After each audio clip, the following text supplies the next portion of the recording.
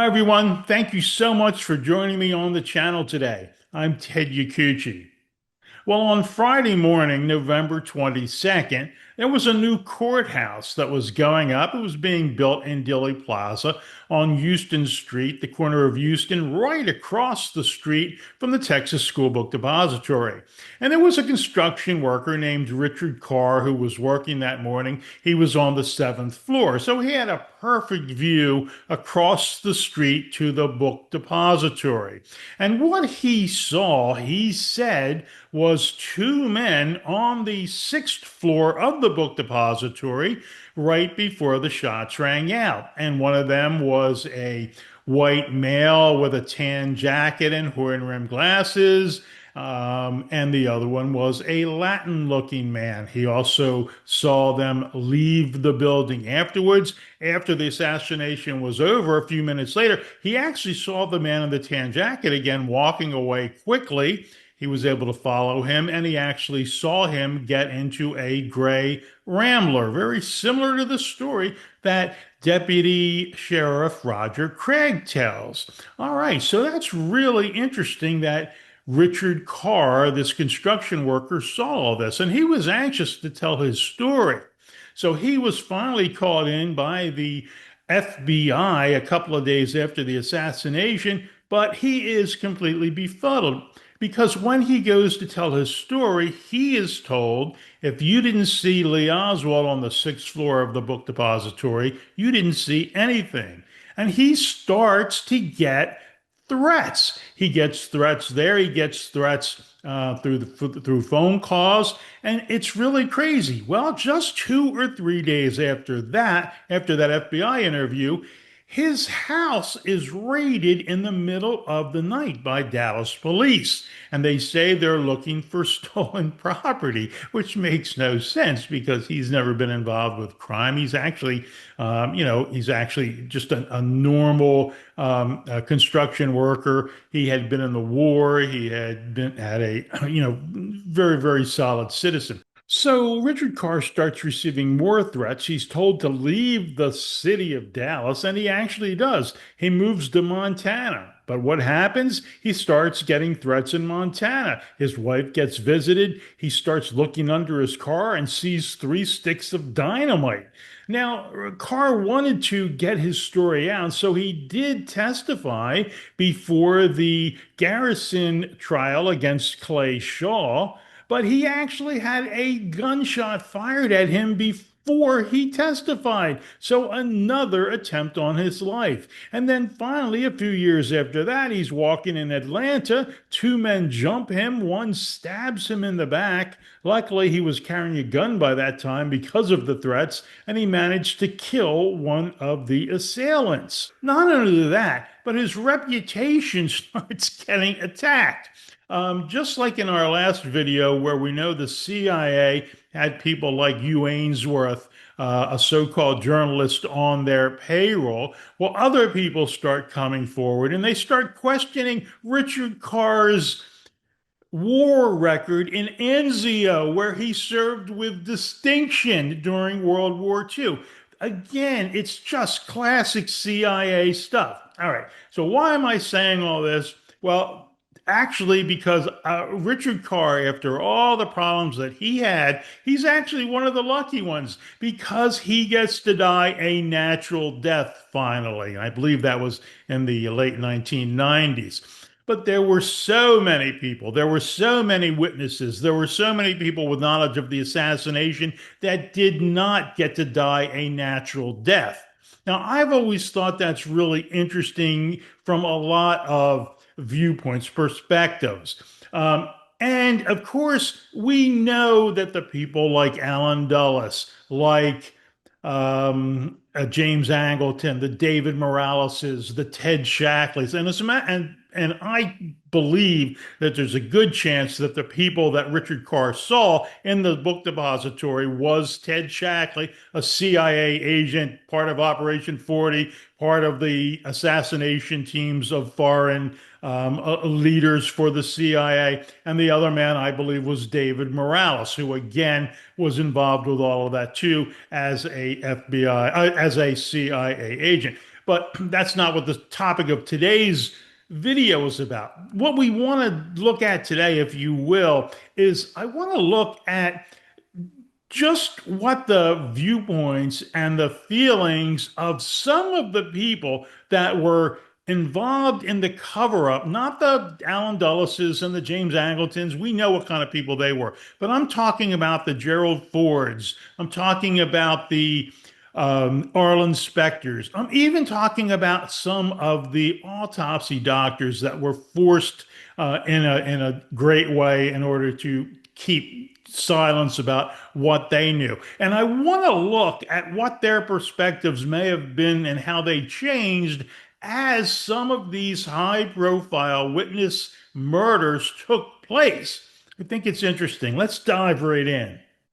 Now, if you're familiar with my channel at all, you may know that I do spend an inordinate amount of time on Ruth and Michael Payne, and that's because I think their role in the assassination of President Kennedy is so huge. But I notice a big difference between the two when it comes to the post-assassination, their post-assassination actions. Michael Payne, for the most part, at least from what I can tell, didn't really continue to propagate the Lee Oswald lone nut shooter more than he had to. Sure, he was tied to it because he had to do the testimony before the Warren Commission, so he was tied to the story that he had to give. But he didn't make appearances in order to help propel that story, in order to perpetuate it to future generations. So, when you look at it, you have to say that Michael Payne, maybe if he didn't know that Lee Oswald was going to be killed, if he didn't really know that that's what he was setting him up for, you can kind of understand that he didn't really have a choice from that point on. People were witnesses, people that knew too much were getting killed. He certainly would have felt a frightening amount of anxiety. I would imagine that he could find himself in that same category if he changed his story or tried to come clean with information that he knew. But conversely, look at Ruth Payne. Look at what she did. Not only did she stick with the story, not only did she try to come up with every possible piece of evidence manufactured that she could in order to make it easy for the Warren Commission to produce their sham, to fool and lie to the American people. But then she spent the rest of her life actually continuing to enhance and fuel that lie and disseminate those ridiculous assertions about Lee Oswald for the rest of her life. And she, of course, just passed away at 92 years of age a few weeks ago as I make this video today. And I think that's a really, really horrible thing that she did, because not only did she just lie to us all, but really what she did was that she kept lying and kept digging that dagger into the Oswald family. She kept making sure that Oswald's wife Marina and his two daughters, had to put up with that. Their father is an assassin of the president of the United States, up until today, really. And that's a horrible, horrible thing to do. So it's difficult to forgive Ruth Payne. It wasn't that she, I think, was worried about, changing her story. It seemed to me that she really enjoyed it. She seemed to think that she was smarter than everybody else and that she would continue to get away with it. But I think there's a lot of researchers that came to the same conclusion that I did early on. And I think that there's a lot more research that will be, put out there as we go along. And I think the truth about Ruth Payne sooner or later will come to fruition among the American people. So on that sleazeball scale that maybe we want to create for this video, I think Ruth Payne is at the very, very top of the sleazeball scale, along with the Alan Dulleses and the James Angletons and that crew. Now, what about Gerald Ford and Arlen Specter? Now, they had to know the truth, if not during the JFK assassination. I'm not saying that they were part of knowing that the assassination was going to take place, but they had to know the truth of it soon after because the Warren Commission was established right away. And what do we know about Gerald Ford? Was a Gerald Ford was an informant in all ways for J. Edgar Hoover and the FBI. And he actually went to Hoover and offered to be a stool pigeon, offered to be an informer of the Warren Commission for the FBI. And then what did he do? Well, we know what he did. When he looked at all of the evidence, especially all of the medical evidence, he knew he had to know you'd have to be act ridiculously have an IQ of 20 not to be able to know at that point that John Kennedy was shot by multiple assassins, right? But what did he do? Right towards the end, right before the end of the Warren Commission, just about when the publication was going to go to the printer, he changed the location of JFK's back wound from the back of the neck.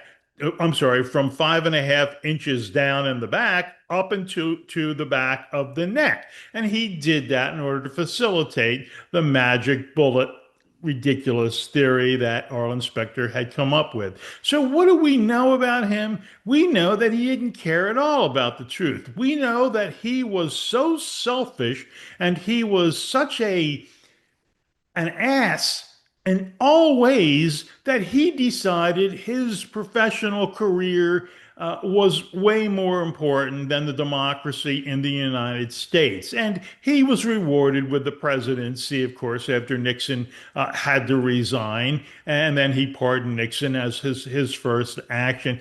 But can we forgive or forget or make any excuses for Gerald Ford? Absolutely not. He was, in a lot of ways, the people that covered up the assassination are even worse than the people that actually pulled the triggers because they're the people that had the chance to come forward and actually be honest with the American people and actually make a difference and actually put their efforts forward, just like all the men and women that went to war in Vietnam and World War II and Korea, and made all of those personal sacrifices for the rest of us that didn't have to go. And here he has a chance to really uphold that kind of honor. And what does he do? He becomes basically one of the assassins. So, the highest level of sleazeball for Gerald Ford. Arlen Specter, just as bad. How do you come up with that kind of a theory that would propagate the idea that one bullet could do all that damage, CE 399, and still look as pristine as it is? I mean, it's so ridiculous to the point of, again, if you have an IQ over 30, there's no way you can believe that. There's no way you can believe that CE 399 was the bullet that killed President Kennedy and also did the wounds on John Connally, right? And he knew that. Of course, he knew that because he went to Parkland Hospital and he interviewed Daryl Tomlinson, the man who found the bullet, and O.P. Wright, the next guy to handle it, and all of the FBI agents and who flew back to Washington and handed it to James Rowley that took it to the FBI lab. He had interviewed all of those people. Every one of those people said CE 399 was not the bullet that they handled that day on November 22nd, 1963. So what did he do? He didn't ask the question. I've done multiple videos on this, but he went to Parkland Hospital and he spent all his time talking to Tomlinson and O.P. Wright about which stretcher the bullet came off of. He never asked the question, and that he only needed to ask one question that day. Is CE 399 the bullet that you handled on November 22nd? He never asked it because he knew the answer would be no, it wasn't that bullet. Our bullet had a very pointed top. It was a whole different type of bullet. Of course, that wasn't the bullet. He knew that. And again, you have to put him in the same category as Gerald Ford, then, don't you? Because at that point, he made the conscious decision that not only was he going to go along with the lies of the conspirators, the people that took the life of John Kennedy and created a coup d'etat, changed the government, made sure that we sent troops to Southeast Asia and 500,000 Americans would be wounded or killed in that war, right? All of those things happened because these guys didn't have the guts to stand up and do the things that I think 90% of all other Americans would have done. But why not? Because they were so damned worried about their own careers and what was going to happen to them. They were selfish, they were greedy, they were bastards.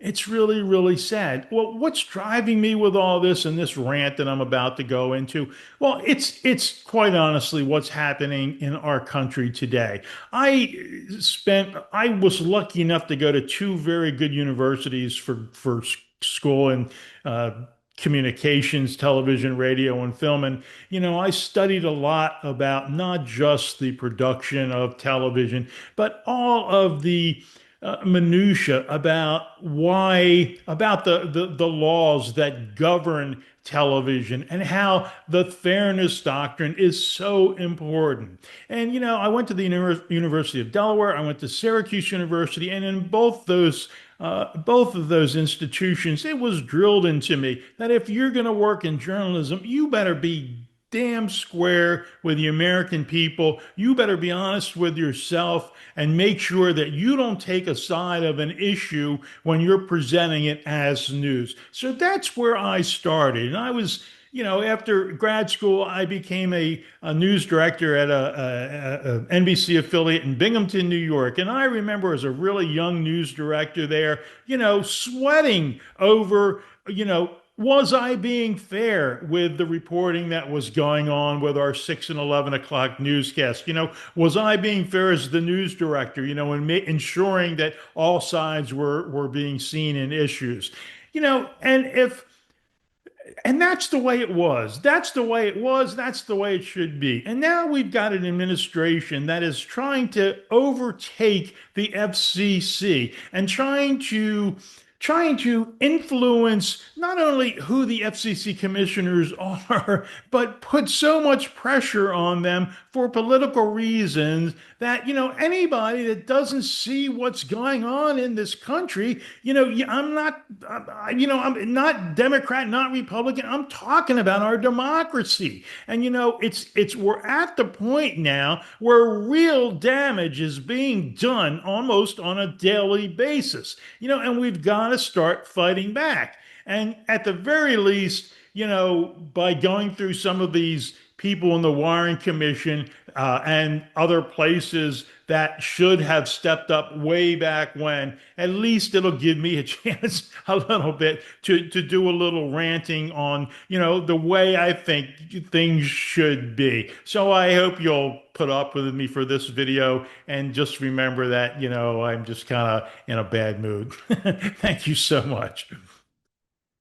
Next on our list has to be James Rowley, who was the chief of the Secret Service at the time that President Kennedy was killed. I believe James Rowley was a prime conspirator, one of the prime players that had to be consulted and had to give his okay and became part of that conspiracy at the very top level to kill President Kennedy. Why do I say that? Well, we know that when the Chicago plot took place on November 2nd, 1963, that President Kennedy was supposed to be killed in the motorcade there. When that didn't happen, what did James Rowley do? He called the Secret Service agent in charge, Maurice Martineau, and he ordered him that no agents that worked on that investigation that weekend on November 2nd would write written reports. Unbelievable. He told them to give oral reports to the department secretary, then for her to write it up, give it to Martineau,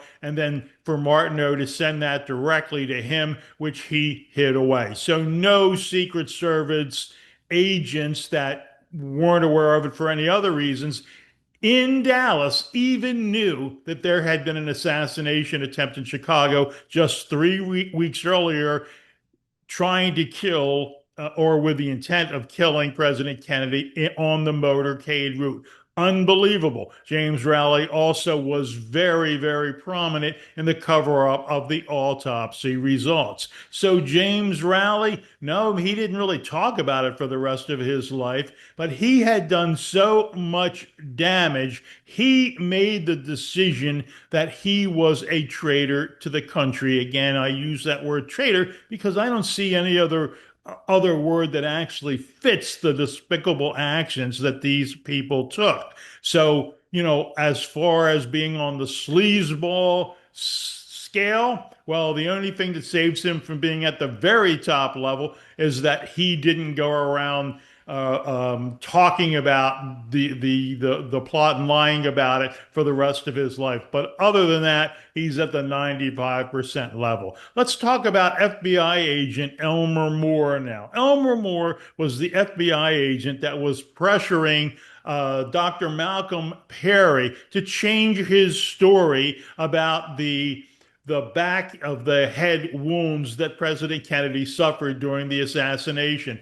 This guy spent so much time berating and threatening Dr. Perry that Dr. Perry actually had to move out of the area. And then, of course, later in his life, there's a famous story about how Elmer Moore talked to a friend of his who happened to be an author, and said he felt very, very sorry, remorseful for what he had done. Okay, so that does is a little bit of redeeming value in his life, but he had to know while he did what he did that he was asking doctors to lie. And that is for an FBI agent that takes the oath of office. I mean, it takes the oath of the FBI, to become an agent. That, again, it's just unforgivable. So he's about at that 75% level on the sleazeball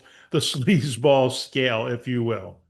Next, we have to spend just a minute talking about Richard Nixon. And I know nobody wants to talk about Richard Nixon, but, besides being a president that was disgraced through Watergate and had to resign the office of presidency, what do we also know about Richard Nixon? Well, of course, he knew about the assassination. Of course, he did. He was the guy that was in charge of all of the Operation 40 stuff. He was Eisenhower's vice president. He was the guy that given the okay from the administration to go ahead and murder all of these foreign democratically elected leaders if necessary, or to do whatever was necessary to get them out of the office.